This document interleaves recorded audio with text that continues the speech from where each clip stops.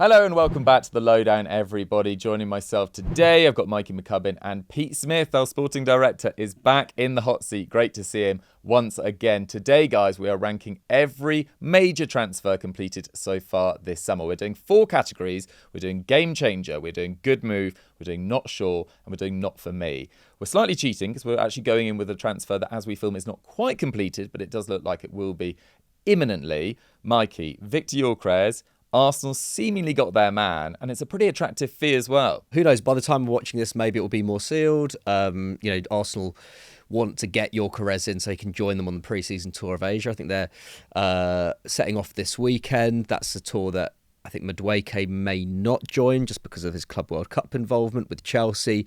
But certainly Arteta's keen to get Gyokeres in because he's going to change the way that attack functions in many ways. He's a very different type of striker to anything that Arsenal have at the moment, if they even really have a striker who's, apart from Gabriel Jesus, of course, has had tons of injury problems over the last couple of years. A £55 million initial fee. It could rise to the equivalent of 80 million euros with add-ons. And crucially, it's, a big win for Andrea Berta as well, the new sporting director, who, of course, it seemed to be Gyokeres was his man, and Benjamin Sesko was Arteta's man. It does signal maybe a slight change in direction for Arsenal in terms of the kinds of players that they're targeting. Of course, Gyokeres has been a bit of a late bloomer in his career, but is still 27 years old compared to Sesko, who's 22. He is, more of a win-now striker, top scorer in Europe last year. Experienced in England as well. Experienced in England with Coventry, has, limited, experience of being within a Premier League club at Brighton, has played in a number of different places as well. It has to be said, that experience coming up from, being sent out on multiple loans at Brighton, going to places like San Pauli, then really cutting his teeth in the Championship before going to Sporting, playing in a number of different systems, I think will serve him in good stead. And ultimately, he is just a real beast of a centre forward. Am I expecting him to, fire Arsenal to a Premier League title with 93 points next season? Not necessarily, but I think for the first time, Arteta really has options at centre forward. He loves Havertz playing there. I still wouldn't be surprised to see Havertz start the season as Gyokeres beds in. But when Arsenal need someone who is going to be sniffing out goals first and foremost, Gyokeres, I think, will be invaluable to them. And it also means that you could see Havertz drop back into midfield, which is where Arteta wanted to play him in the first instance. I guess how big an impact he has also depends on what Arsenal do next in the window. Are they going to get the Eberechi Eze deal over the line? If so, then they are really, really stacked in that forward line. And there's almost, really top quality backup in every single position. And that just, bodes really, really well for them. And let's not forget, Arsenal have quite a tough first, 6-7 games. So, they need to have that kind of depth from the start of the season. Let's hear from our sporting director, because you did some research this summer and spoke to a former teammate of Viktor Gyokeres. It's called journalism, Dougie. Matty Godden. He's now at Charlton, but last time Gyokeres was in England, he was playing at Coventry. Strike partner was Matty Godden. This, I think, is a pivotal moment for Arteta and Arsenal in terms of where they're going to go over this season and whether this whole project is going to be deemed a big success, because for so long now we've been saying they need that goal scorer, they need that finisher to get them over the line, to get them past whether it's Liverpool or Man City in the Premier League and finally land that big trophy. And I think that's a massive question for a player who's played in the Championship and then gone to Portugal. All right, scored loads of goals. Darwin Núñez scored 26 goals, I think it was, in his final season there. He's not scored 26 goals in 3 seasons at Liverpool. So the translation's not a sure thing by any stretch. But speaking to Matty Godden, I was convinced really that he was going to be really exciting and successful when it comes to Arsenal. So he talks about physically how Gyokeres worked in an off-season to transform himself into a beast and would be running through challenges, knocking over defenders in the Championship. And I remember watching him playing for Coventry and really standing out physically as well as his own sort of technical attributes. But also, Matty Godden talking about the mentality of him. And I asked him, how's he going to cope with this pressure of being the man for Arsenal, being the one to go and win them these big titles? And he said he would love it. This is what he wants. This is the attitude of Vic, as he kept calling him. Vic wants to be the main man. He wants to prove to people that he can do it in the Premier League, that he can do it in the Champions League and go and score a hat-trick against Man City. This is the sort of mentality that you need going into that team. And I think, a huge moment for Arsenal, this signing, if they get it over the line, in terms of, as I say, delivering big-time success. But I walked away from that conversation thinking they've made the right choice here in terms of going for Gyokeres over Šeško.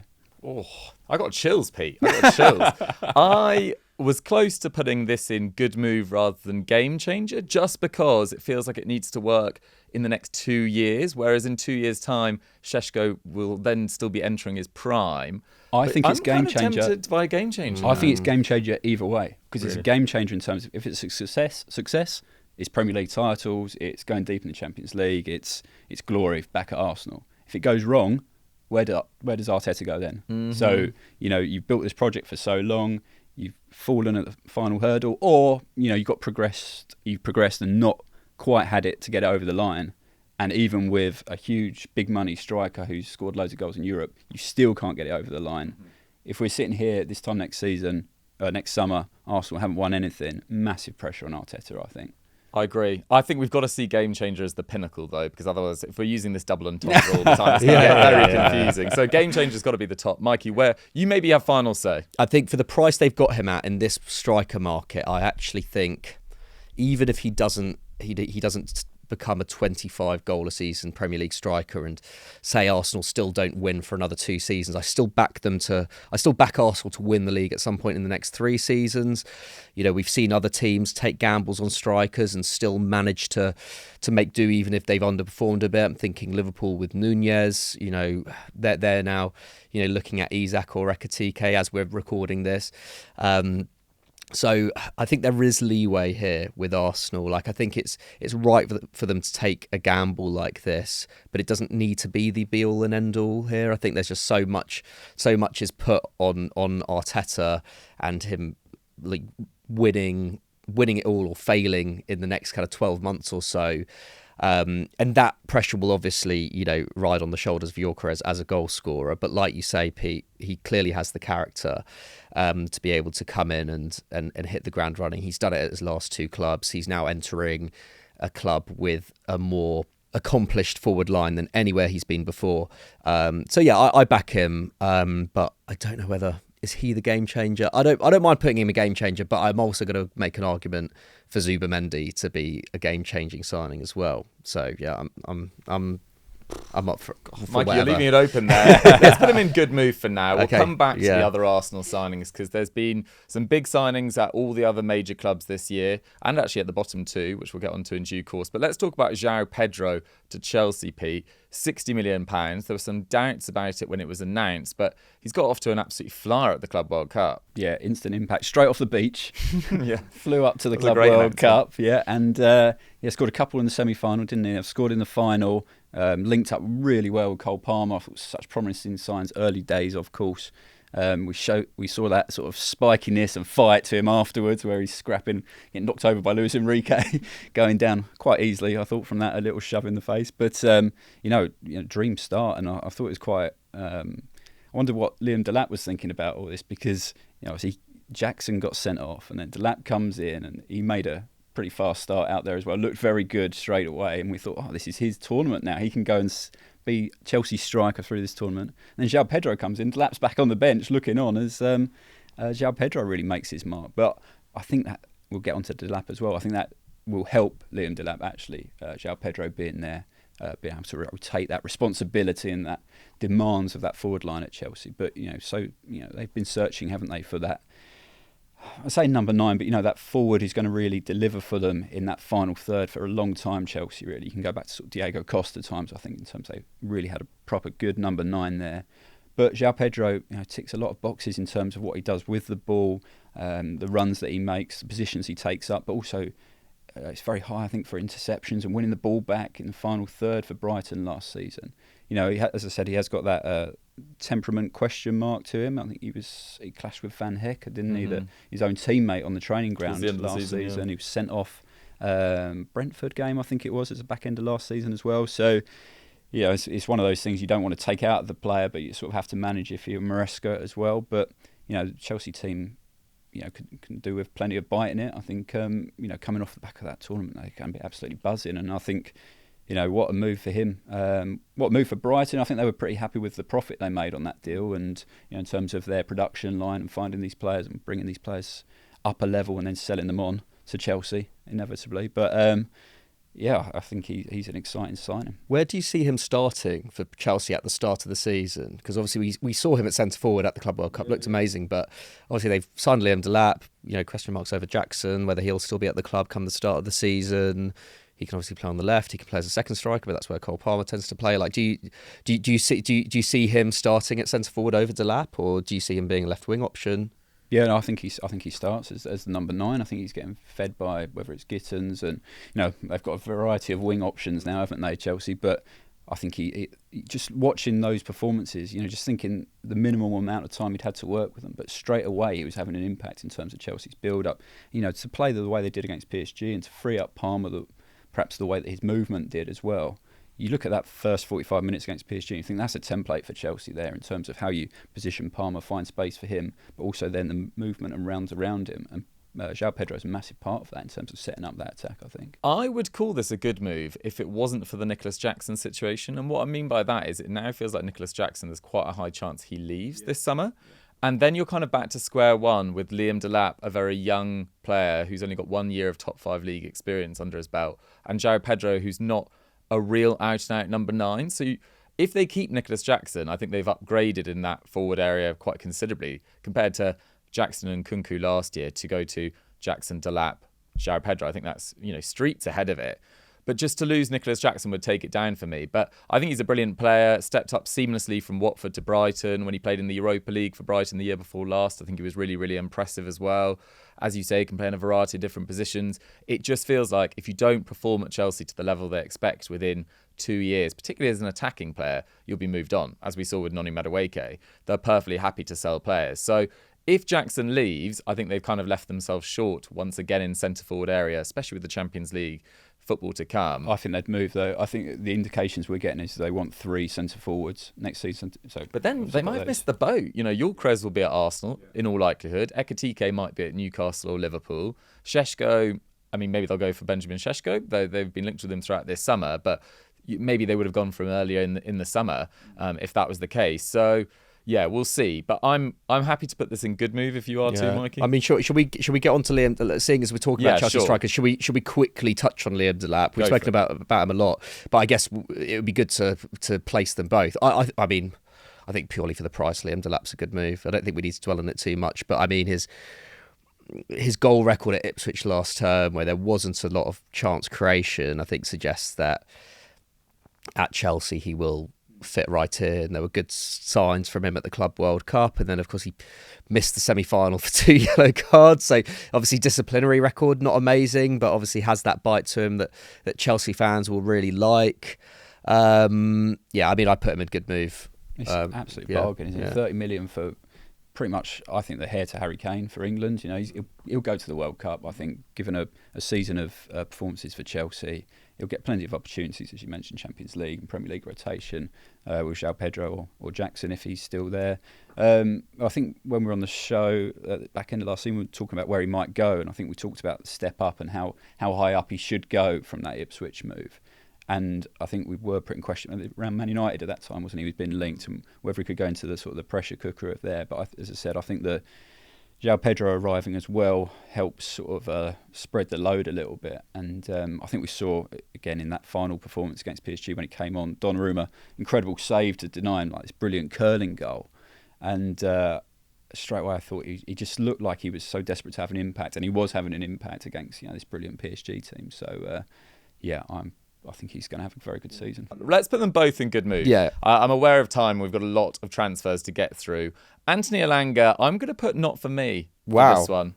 And I don't think that's just pure Sunderland bias. £55 million. I really like Anthony Elanga. It's nothing really to do with the player. I thought he was phenomenal last year for Forest. I just think he's so similar in profile to Jacob Murphy in terms of he's a counter-attacking threat, amazing counter-attacking threat. I personally would have gone for someone who is a bit more of a point of difference, someone maybe a bit more creative, someone that could cut inside, potentially someone that was left-footed. And we talked throughout the year about Kubo, and he didn't have a great year at Real Sociedad, but could they have looked at Johan Bakayoko, who's close to joining Leipzig for around 20 million euros? That feels like an absolute bargain. And it does feel like Madueke, Elanga, slightly overpriced, I would say, this summer as well. So it's not really to do with the player. It's more to do with the type of player that he is, and the difference from Jacob Murphy. So for me, it's not for me. But I don't know whether either of you guys agree. 55 million feels like quite a punchy figure, doesn't it, for these types of players? But we mentioned the load at Chelsea. Obviously, Newcastle going into the Champions League. We know how stretched they were the last time they were in the Champions League. And Elanga, very durable, 37 starts out of 38 games, I think, last season in the Premier League for him. Rapid pace, but obviously that's suited Forest's style when they're defending deep and there's lots of room to run onto. Will he have quite that many acres in front of him at Newcastle to stretch the defence? Perhaps not, but only Salah and Watkins have had more assists than him across the past 2 seasons. And from set-piece deliveries as well, I know obviously Bruno's pretty handy at those as well, but in terms of finding share or burning the box, he's got that asset to him as well. So I think he probably covers a lot of bases for Newcastle. Especially if you're going to try and you don't want to run Murphy into the ground across all those competitions. I just think Newcastle, it's clear that they have to be quite careful about the fees they pay as well, and as it stands, as we're filming this, and go check out yesterday's Lowdown Extra as well, not quite reaching Ekitike's asking price as well. They haven't managed to land Scalvini, the centre-back target they've been going for, or Mark Gay at the back. They've had to offload Sean Longstaff, who only had 1 year left on his contract, but kind of needed to sell him for PSR reasons as well. I just think this is an overpay, and he's not a big enough difference from Jacob Murphy. I do agree. I think it's a bit of an overpay, but also the winger market this summer is it's full of it. Like we look at Joao Pedro, like Chelsea overpaid for him. I think Newcastle did, have clearly been frustrated by the fact they couldn't, they were turned down by Mbeumo and, multiple, they've missed out on multiple targets, not just this summer, but over the last kind of year or two. So it does feel a little bit like, well, Elanga wanted the move, Forest were willing to sell for a price. And I think, again, we talk about, when we talk about kind of clubs like Chelsea and Man United and the need for Premier League experience in the attack, like Newcastle have that guaranteed. So I do think that's a big plus for the move. Like I was quite a big fan of Bakayoko to Newcastle, but he's coming from the Eredivisie and he's coming from a bit of a down season in the Eredivisie where he wasn't even first choice on the right at PSV. So like in many ways, I think like Elanga's a pretty safe bet in a really difficult winger market. Fair enough. Well, strong defence is made, but for me being not sure, it balances out at not sure overall. Should we put not sure? Yeah, we're putting not sure over. So the third of 4 categories. Let's go to a transfer that was completed a few months ago now, but let's get Man United into the discussion. They haven't made any confirmed deals since, but Matheus Cunha was signed in June. Mikey, that was pretty exciting at the time. Does the inactivity of the rest of the window kind of take the gloss off, or are you still pretty pumped about Cunha? Yeah, I think Cunha's a decent signing. I mean, it's a little bit like your reservations over Joao Pedro. Cunha being a good signing or not really depends on how the rest of the window goes for Man United, right? My gut feeling is that Mbeumo will get done in the next couple of weeks, hopefully. Like, it doesn't feel like the valuation is that different between where Brentford are and United. I know, like, all the reports are like several million, but that, the effect, that's less than 10 million, I think. Yeah, getting at the moment as well. Yeah, well, yeah, there's that as well.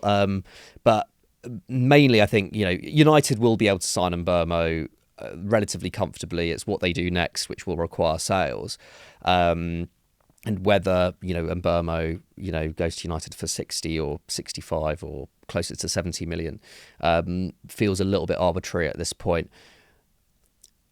With the Cunha deal, I think because it got done so early, I think has contributed to some United fans losing their heads a little bit over the delay in the Mbeumo deal. Like it's still mid-July as we record this, and in seasons past, if you were getting deals done, on the 10th of July, that was considered getting a business done early.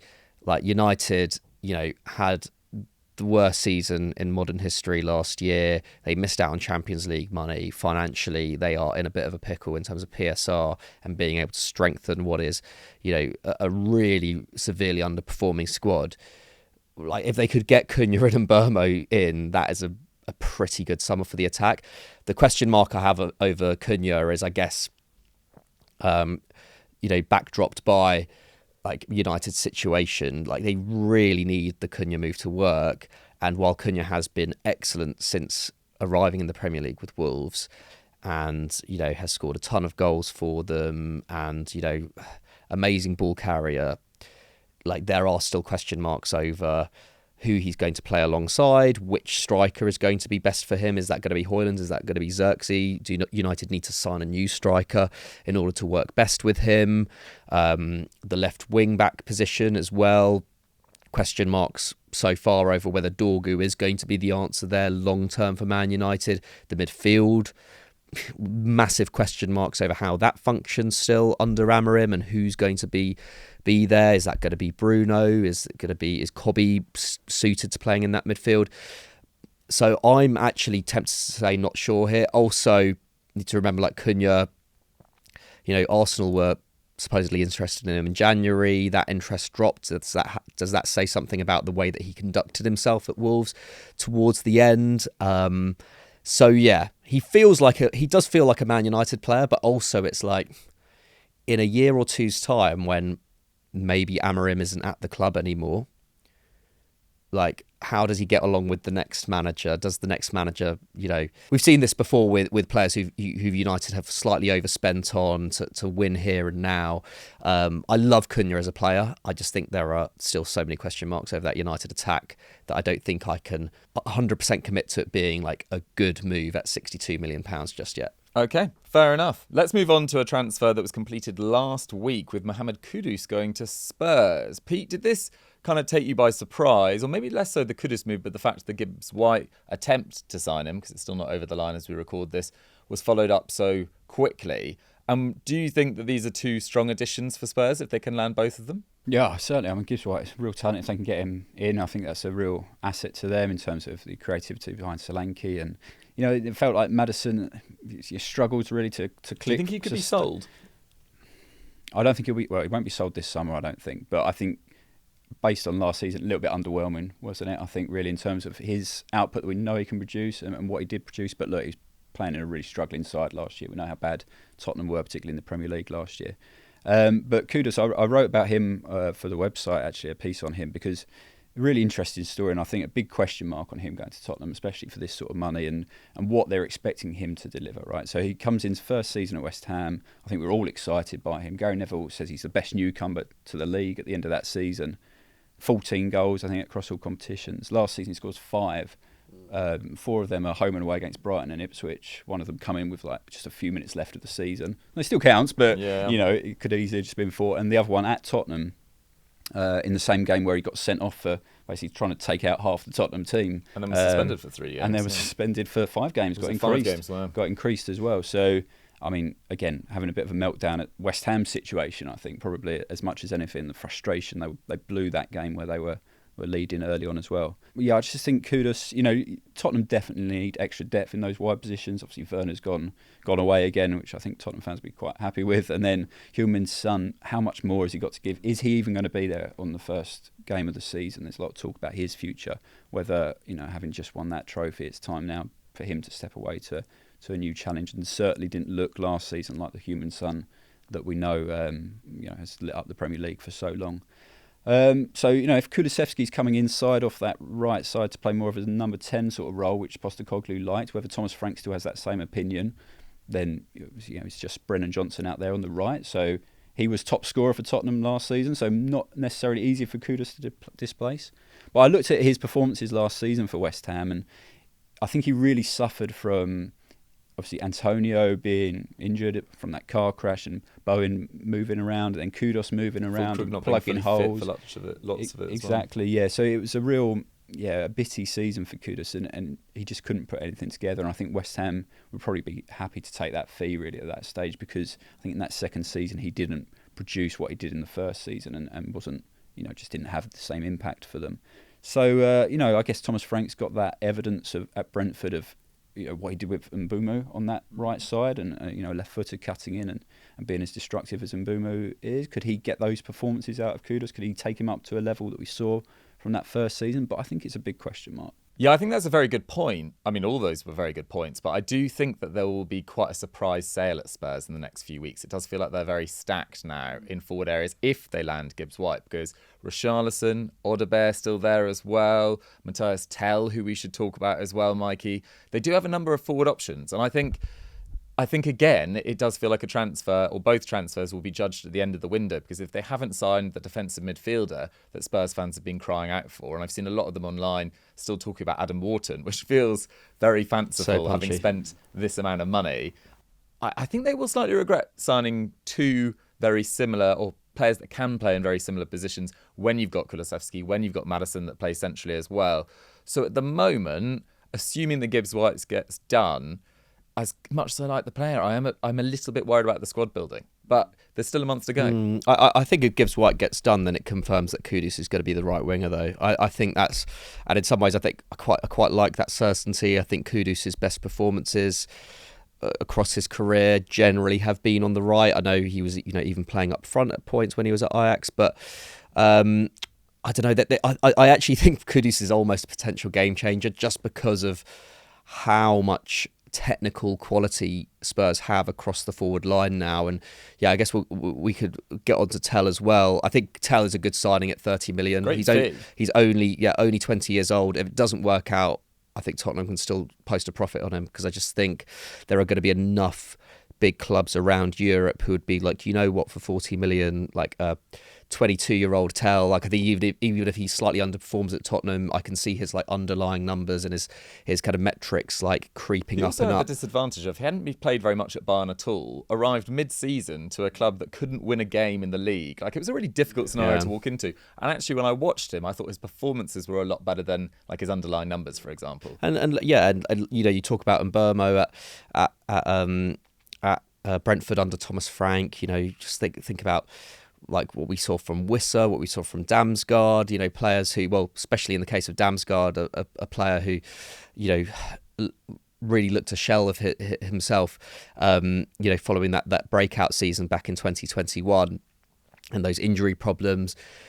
Like, I just see Tell like really, really thriving there. But I think with Kudus, I don't know, he'll offer something that Tottenham haven't consistently had on the right for a long, long time. And I think, certainly I think it brings Maddison's importance to this Tottenham side into question if Gibbs-White comes there, because I just think Kulusevski, for me, his best performances for Spurs over the last 18 months have come through the centre. I kind of see, I can see Frank continuing to use him there, and even then, Kudus' ability to come inside as well.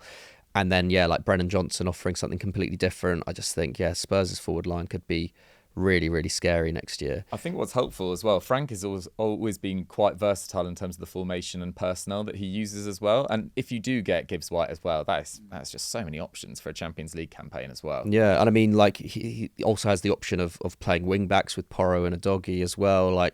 And he used wing backs at Brentford on multiple occasions, and all of those players are like suited to playing inside 10 kind of roles. Okay, you guys have persuaded me. Let's put him in good move for sure. Let's talk Liverpool now. Obviously, given everything that's gone on at that club over the last few weeks with the tragedy of Diogo Jota's passing, it feels almost a bit stupid to talk about their transfer business, but they are still active in the transfer market. They're obviously trying to sign Alexander Isak. We talked about this on the Lowdown Extra as well yesterday. And they did have an exceptional start to the window in terms of the calibre of players they were able to attract. I mean, Pete, Florian Wirtz, let's talk about him for a starter.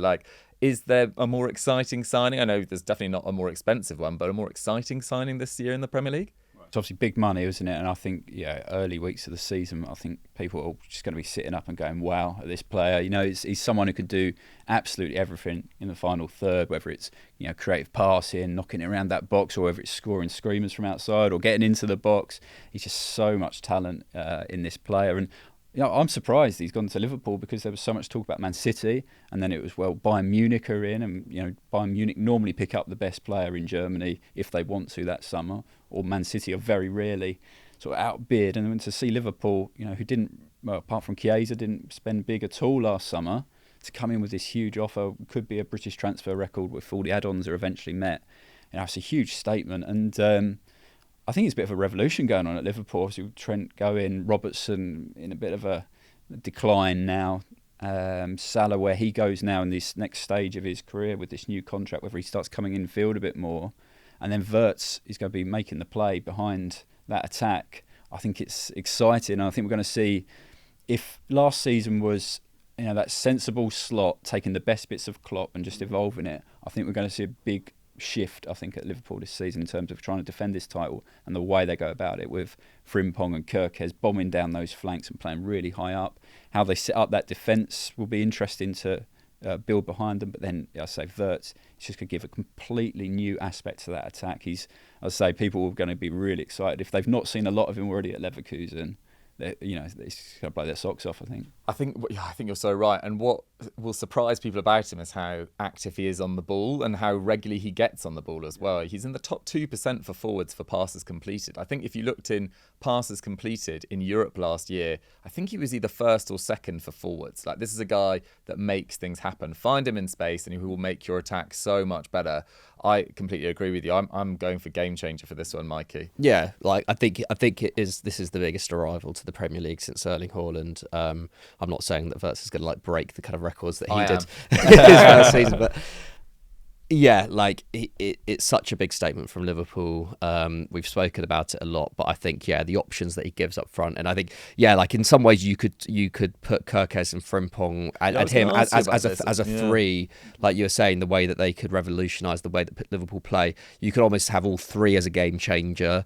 We don't want to fill up that bracket too much, so let's. I think we'll just keep Wirtz in there. I think the biggest thing is that getting that deal done early earmarked Liverpool as favourites to retain the title very, very early on, even with the business that City were doing, even with that Zubimendi to Arsenal deal getting done very, very early on.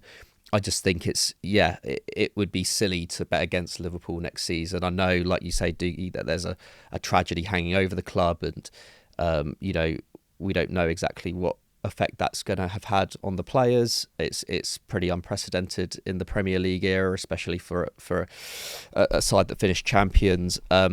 But Wirtz, he's a game-changing signing. Wherever he would have gone, it would have been a game-changing signing. Yeah, it doesn't feel like it will be a quiet next month or so for Liverpool as well. There's still big decisions to be made about the futures of Luis Diaz, Darwin Nunez as well, Harvey Elliott as well. So there could still be some activity. They're obviously still looking at Alexander Isak and Ekitike as well. So it doesn't feel like there'll be a quiet next month ahead. While we're at it, because we've spoken a lot about that Liverpool attack already, should we just put Kerkez and Frimpong in good moves? Yeah, the one I'm least sure about is Frimpong, just because of the change in role. Well, if he does play the Trent Alexander-Arnold role from last year, that's a big stylistic change from what he was doing at Leverkusen. I just don't think he will, though. But well, let's see what happens there. But I think in terms of Kerkez and Wirtz, and I think this leads us on to Man City quite nicely, I think Liverpool got the outstanding left-back that I would sign in the Premier League last year. Kerkez over Aït-Nouri for me, for sure, particularly in the back four. Yeah. And then I think Wirtz is still ahead of Ryan Cherki, as much as I like Ryan Cherki as well. So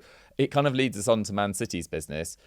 I would agree with you. I think Kerkez and Frimpong are probably placed into good move. But let's talk about Man City, Pete, because it's not just Aït-Nouri and Cherki. It's Tijani Reinders as well. Rodri's back fully fit. And they played pretty well in the Club World Cup until they really didn't. How do you see these new signings bedding in at Man City? Yeah, it looked like it was all coming back together for them, didn't it? And it was a lot of feel-good factor, I think, around the club out there. Obviously, Pep playing keepy-uppy with them on the beach and stuff like that. It looked like they'd shaken off what was obviously a very hard season for them, a difficult season. And progressing into the next chapter, the next evolution of Pep Guardiola football. Again, as I said about the transitions we're going to see at Liverpool, I think next season, I think we're going to see a big shift in Man City in terms of the way they approach it. And Reinders, I think it's moving on, isn't it, from the era of Gundogan? His free signing last summer. I remember people telling me on social media, this is the best signing of the summer, Gundogan coming back. And they certainly felt like they missed him that season before when he was at Barca. And you look at a free deal for coming back, the captain, all that experience, but it just didn't work out like that. He just didn't look up to speed. Or, he'd faded, hadn't he, from the player that we know he was. And interesting, I think, to see Bernardo Silva getting the captaincy off Pep for the first time. Pep choosing his own captain rather than letting the squad choose the captain. He'd gone with Bernardo Silva, which suggests to me that he's still going to have a influential role next season. But I think the likes of Cherky and Reinders are going to be coming to the forefront a lot more in this team. Cherky, we talked a lot about him last season on the football show on Sky Sports News when he's lighting it up for Lyon, didn't we? And he's just a maverick, isn't he? I think he's just that X factor, a bit of excitement coming into that team. We know Pep's all about the system and the plans of attack and the patterns that they play, but we saw I covered the Nations League semi-finals and final, and obviously he came on for France when they were getting absolutely battered by Spain and almost turned it around, almost produced that comeback, scored a stunning goal from the edge of the box. And you just thought, watching that performance off the bench from him, this is a player just hitting the rise, hitting the headlines, hitting a lot of focus at this moment of his career. 21 now, isn't he? It's suddenly turned on for him in terms of the world sitting up and noticing. And Man City have already got him in the door, and I think that's exciting for Man City fans to think they can watch him next season. Because of course, De Bruyne and that old guard starting to depart now. Kyle Walker gone, of course, as well. Aït-Nouri on the left seems like a good fit for Pep Guardiola. Not bombing down that side like Kerkez, but loves to play very high up, ranks very highly for a lot of sort of attacking stats for Wolves last year. There's a lot to like, I think, about that squad building. I was less convinced about some of those January arrivals, Rice and Kusanov. Certainly struggled, didn't they? But again, dropped into a team that was pretty low on morale, I think, at that point in the season. So I think City will be players again, though. Just watching some of their performances at the back end of the season and at that Club World Cup, I think they'll be in the mix. They can't be as bad as they were last year. And as bad as they were last year, they still finish in the top three. So... they're not going to be far away. For me, I think they might be a little bit far away, actually. Do you? I disagree. Wow. I feel like there's so much change there in terms of, as you've already mentioned, like Gundogan leaving, De Bruyne leaving, the futures of Akanji and Ake feel a little bit uncertain as well. I think Liverpool, as I said, got the better left back. They got the outstanding attacking midfielder as well. And it maybe feels like a big statement to make, given they've got a Ballon d'Or winner to come back into their starting midfield. But you're still asking a lot of certain players to improve. You need more goals from Doku. You need more goals from Savio. Maybe Marmoush, he got 7 league goals last year. Maybe he takes a huge leap forward as well. I just don't think there's enough. There's too much change for me to be back amongst 90 points, which is what I think Liverpool have the potential to get. So I just don't think they are quite at the level just yet to challenge Liverpool. I still think they'll challenge for the title, whether they finish. I think they'll finish on above 80 points, and whether that's whether they drop off towards the end of the season or they have a rough patch in the middle, whatever. But I think they will be in the chase. I think, like you talk about, Savio and Doku having to be amongst the goals more. I think that is the case, but I think what they do have now is in Reinders, who scored 10 league goals last year, Cherky, who's on an absolute tear at the moment. I think he is a potential game changer with De Bruyne leaving. I think they needed a world-class prospect like that coming in to really shake things up. And the way that City seem to be playing now, again, like a bit like Liverpool, they're going to be playing with real flying fullbacks for the first time in a number of years. And it seems like, those wingers are going to be playing a little bit more narrow, and that makes me wonder whether with City next season, it's going to be Cherky or Savio playing there, which I think that's an amazing couple of players to be calling on. Two very different types of players. Cherky more of a maverick, Savio more of an out and out winger who does thrive cutting in. I don't know. I would potentially put Cherky in game changer, especially for that price. I think they've got such a good deal there, and the fact that he might be that rare kind of player who is like, oh well, Pep's told me to do this, but actually I'm just gonna express myself here. And I think that's kind of what City need a little bit of, like Pep's, as much as people like to talk about Pep's teams being like overly structured and super efficient and, you know, all about like very specific patterns of play, like there have been those players over the years who have bucked the trend. You know, obviously like Messi is obviously the prime example. But when did very much his own But stuff. when you think about De Bruyne, yeah, that was kind of what he was. He was like the game breaker. When you couldn't break down a low block, De Bruyne was there with the left-footed or right-footed, you know, screamer from 30 yards. Like Cherki might be that, but with the weaving in through three players to break into the box. Really interesting point in the summer where Jack Grealish could quite easily leave Man City, and I suspect they will sell him if they can find a buyer this summer to fund this regeneration of the team. And it's interesting because he was signed as that player, as that maverick, as that fan favourite that everyone just wanted to see on the ball. And by the end of his Man City career, really, he became such a disciple of these patterns of play. And Grealish gets the ball, and rather than take his man on, by the end of his Man City career, he would come back inside, either look for a foul or a simple pass backwards, and you know that maybe spoke a little bit to his confidence by the end of his time at Man City, or end of last season at Man City. And yeah, maybe that Cherki comes with that renewed maverick side to him. I also think that at the moment it feels like Matheus Nunes and Aït-Nouri are their starting fullbacks, which doesn't feel particularly strong defensively, I would say. I don't think there's a member of their back five, including Ederson, that I take over a Liverpool one, except for maybe Ruben Dias alongside Van Dijk. But let's see. They've got more legs in midfield though now. That I think that's the main thing with Reinders, Gonzalez, Rodri. They've got way more legs there, and I think from watching them at the Club World Cup as well, like that midfield seems to sit a bit deeper initially and build up. So there's more work for the attack to do in many ways, but I think the way they look in, when they're in possession might be quite a bit different. There might just be a lot more central cover there in the way that they used to have when they had inverted fullbacks, but now the midfield doing a bit more of that defensive work. Let's see. I was going to say, I just think if Diaz is fit, if Stones finds some fitness, if they've signed the best midfielder in Serie A, if Haaland has a good run, he scored plenty of goals last season, and that was supposed to be a disappointing year for him. So, should we place all these in the bracket? So, sure. Like rare. I mean, I would be tempted to say game changer for Ryan Cherki. I don't mind him not being.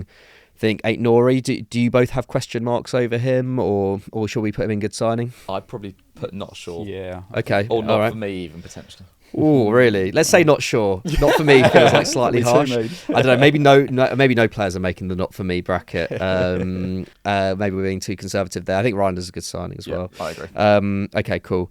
Who do you want to speak about next? Well, I think Should we rattle through a ton? I think we'd be doing a disservice to some of the signings at the bottom end of the table as well. And we need to get onto the mighty Sunderland in due course. But let's talk about Thierno Barry, who's gone to Everton in a £27 million move. Now, a lot of Everton fans are really, really excited about this. They've obviously had a huge summer of outgoings in terms of players coming towards the end of their contracts. Dominic Calvert-Lewin, the most sort of big-name departure, really. But this is a player that was at Basel for 1 year, then went to Villarreal last year and had an excellent year last year at Villarreal. Didn't have a great record in the biggest games, I think it's fair to say, but scored 11 and assisted 4 in La Liga. And he is amazing in the air. That is his big attribute. So he was 8th for aerial duels won in Spain, which, considering that most centre-backs have to face more aerial duels than any other position, that is pretty remarkable. He completed 99 aerial duel wins last year. The most in the Premier League was Chris Wood with 94. So this is a guy who is very, very good in the air. And who does he have in charge of him? David Moyes, who, any Man United fan will remember was a bit of a fan of a cross at various stages in his career as well. I think this is a smart addition from Everton. He's the right age range. It's not an overpay as well. He's got a good record in La Liga. And you look at how Nicholas Jackson, there were some doubts about his finishing, but did pretty well in his first year, if it was a little bit inconsistent as well. There won't be the same pressure at Everton. I think this is a really good move for Everton. I'm slightly concerned about where the rest of their squad's at right now, but it feels solid now. I do. For the first time in years, I'm going into this season actually very excited to watch Everton. I just think our forward line is full of really fun players. The defence, maybe I don't know. I think there is, the midfield. Maybe there's more question marks over who they're going to recruit there. They could potentially be leaky, but also Moyes classically, pretty good at setting up a Premier League defence. But I think that forward line, especially with Barry in there, the form we saw from Beto last season, good couple of attackers to choose from there. And then and Jai in his second season, Dwight McNeil, especially towards the start of last season, looked great. I'm really excited to see how Everton perform, especially at the new stadium. There was a couple of stats that I thought jumped out at me.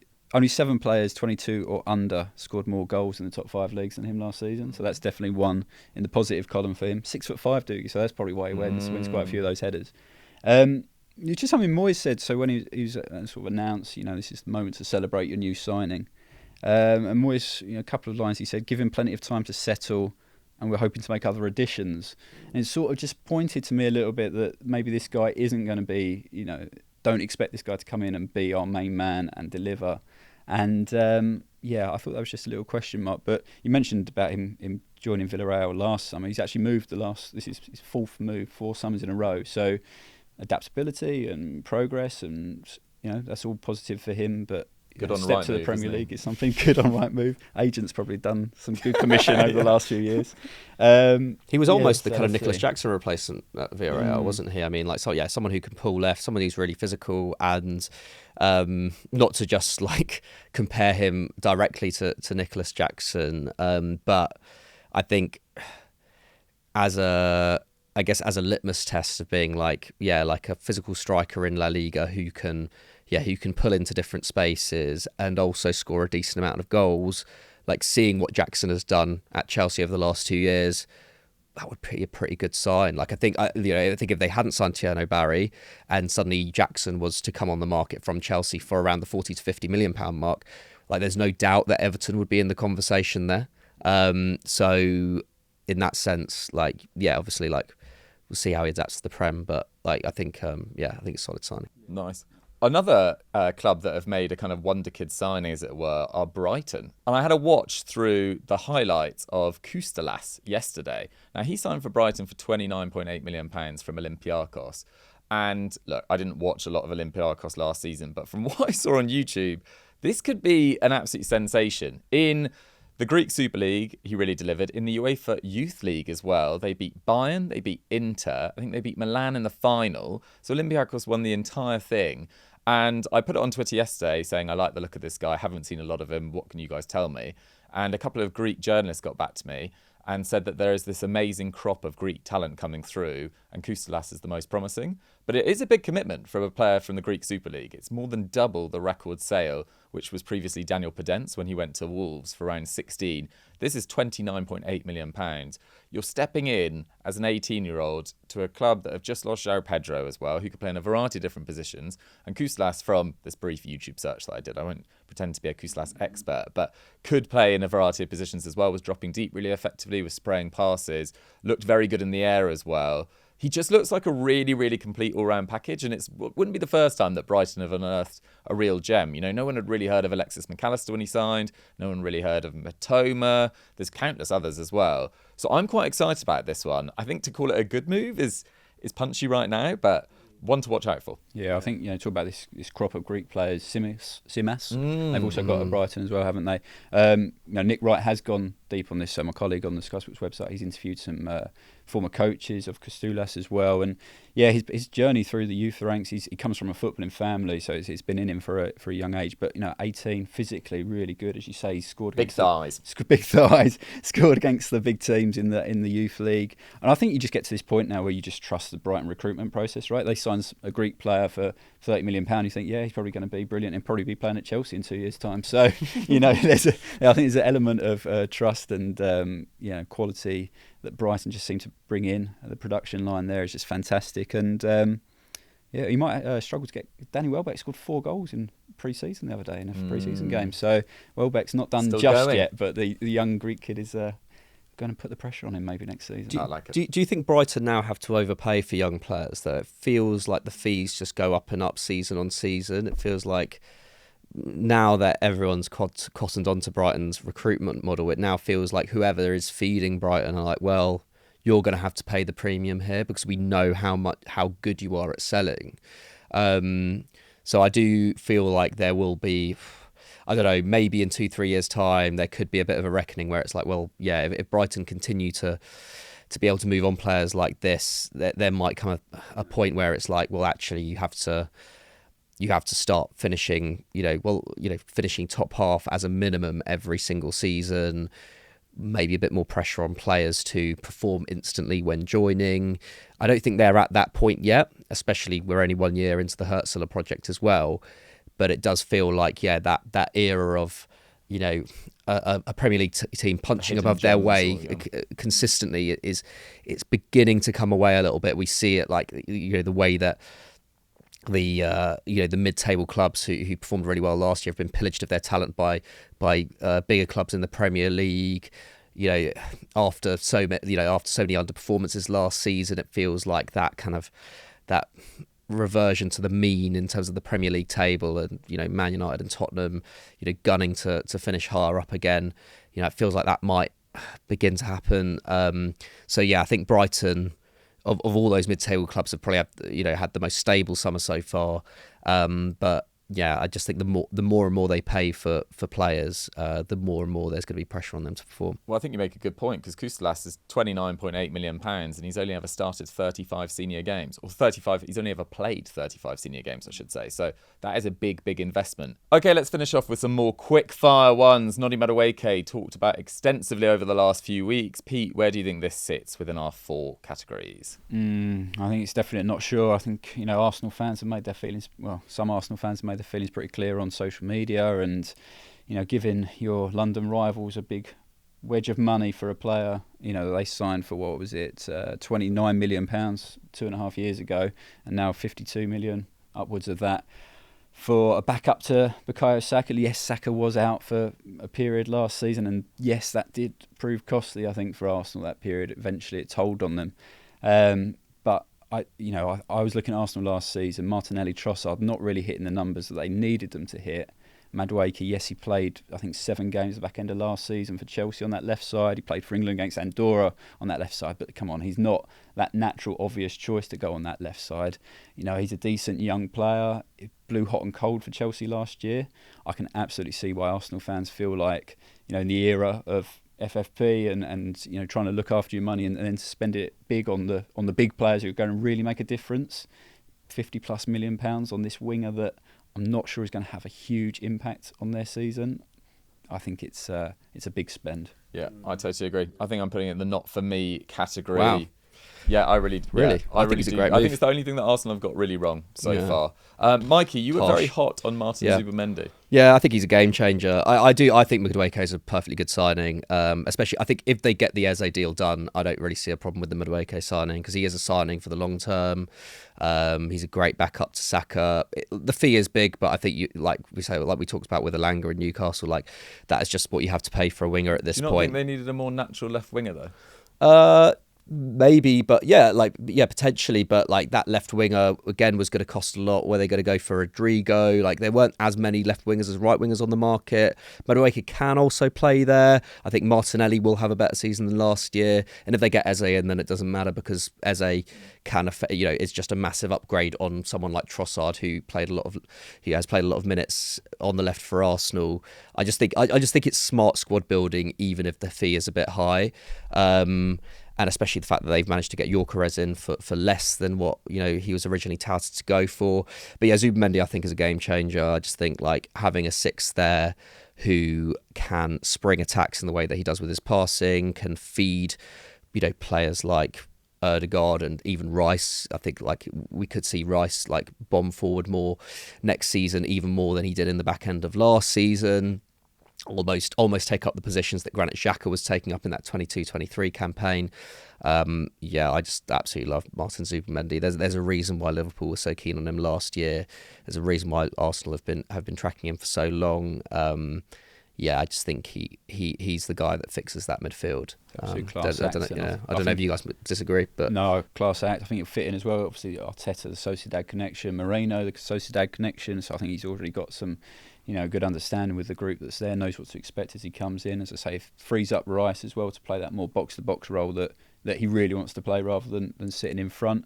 He's just so elegant the way he can glide past players as well. I think higher percentage of passes forward than any other Arsenal midfielder last season. So, watched him, for Spain in the Nations League, and it's just, he's just a cool, classy player at the heart of that defence, and he's going to be running the show, I think, for Arsenal. And also important to get him in for the start of pre-season, because now you have 6 weeks or whatever it is working on the training ground, how you build up those patterns of play and those attacks. Love it, love it. Right, let's move on to Jeremie Gittens now. I feel like I've been the sort of doom monger of all these signings, but I'm going to do it the opposite way that people would probably think, because I think people have been quite negative about Jeremie Gittens, but I actually think he's a really, really promising player.